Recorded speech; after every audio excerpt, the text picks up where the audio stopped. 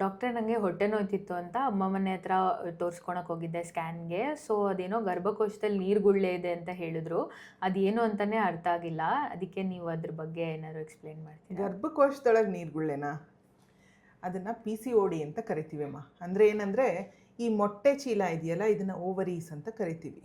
ಇಲ್ಲಿ ತುಂಬ ಫಾಲಿಕಲ್ಸು ಸಿಸ್ಟ್ ಥರ ಕೂತ್ಕೊಂಡ್ಬಿಟ್ಟಿರುತ್ತೆ. ಸೊ ಇದೇನಾಗತ್ತಪ್ಪ ಅಂತಂದರೆ ಮೊದಲು ಏನಾಗತ್ತೆ, ನಿಮಗೆ ಚಿಕ್ಕ ಹುಡುಗಿರಿದ್ದಾಗ ನಿಮ್ಮ ಲೈಫ್ ಸ್ಟೈಲ್ ಪ್ರಾಬ್ಲಮ್ ಆದರೆ, ಅಥವಾ ಕೆಲವು ಸತಿ ಏನಾಗುತ್ತೆ ನಿಮಗೆ ತಿಂಗಳೇ ಮುಟ್ಟು ಬರ್ದಲೇ ಇರೋಂಗಾಗುತ್ತೆ. ಮೊದಲೇನಾಗುತ್ತೆ 1.5 ತಿಂಗಳಿಗೆ ಬರುತ್ತೆ, ಅದಾದಮೇಲೆ 2 ತಿಂಗಳಿಗೆ ಬರುತ್ತೆ, ಆಮೇಲಿಂದ 3ನೇ ತಿಂಗಳಿಗೆ ಬರೋಕ್ಕೆ ಸ್ಟಾರ್ಟ್ ಆಗುತ್ತೆ. ಅಷ್ಟೇ ಅಲ್ಲದೆ ಮುಖದಲ್ಲಿ ಪಿಂಪಲ್ಸ್ ಬರೋದು, ಇಲ್ಲ ಫೇಸ್ ಒಳಗಡೆ ಹೇರ್ ಡೆವಲಪ್ಮೆಂಟ್ ಆಗೋದು, ಇಲ್ಲ ಕುತ್ತಿಗೆ ಸುತ್ತ ಕಪ್ ಬರೋದು, ಇದೆಲ್ಲನೂ ನಾವೇನು PCODನಲ್ಲಿ ಇನ್ಸುಲಿನ್ ರೆಸಿಸ್ಟೆನ್ಸ್ ಅಂತ ಕರಿತೀವಿ, ಅದ್ರದ್ದು ಪ್ರಾಬ್ಲಮ್ ಆಗಿರುತ್ತೆ. ನೀವೇನು ಮುಂಚೆ ಥರ ಈಗ ಮನೇಲಿ ಅಡುಗೆ ಮಾಡಲ್ಲ, ಆಮೇಲೆ ಹೊರಗಡೆ ಹೋಗಿ ಎಲ್ಲಿ ಬೇಕಲ್ಲಿ ತಿಂತೀರಾ. ಅಷ್ಟೇ ಅಲ್ಲದೆ ಈ ಸ್ವಿಗ್ಗಿ ಝೊಮ್ಯಾಟೊ ಎಲ್ಲ ಮನೆಗೆ ತಂದು ಕೊಡುತ್ತೆ. ಇದೆಲ್ಲದ್ರ ಪರಿಣಾಮ ಇದಾಗಿದೆ.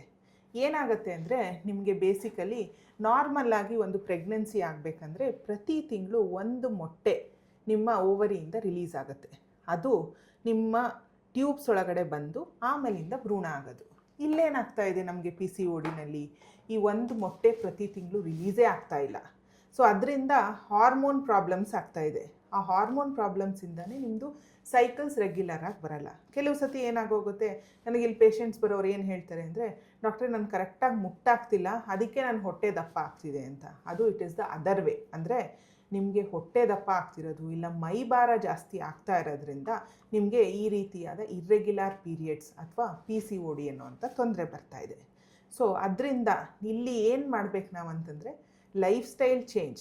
ನೀವೇನು ಮಾಡ್ತಿದ್ದೀರಾ, ಜಂಕ್ ಫುಡ್ ಬಿಡಬೇಕು, ಹಾಗೂ ಸ್ವಲ್ಪ ಫಿಸಿಕಲ್ ಆ್ಯಕ್ಟಿವಿಟಿ ಮಾಡೋದ್ರಿಂದ ಇದು ಕಡಿಮೆ ಆಗುತ್ತೆ.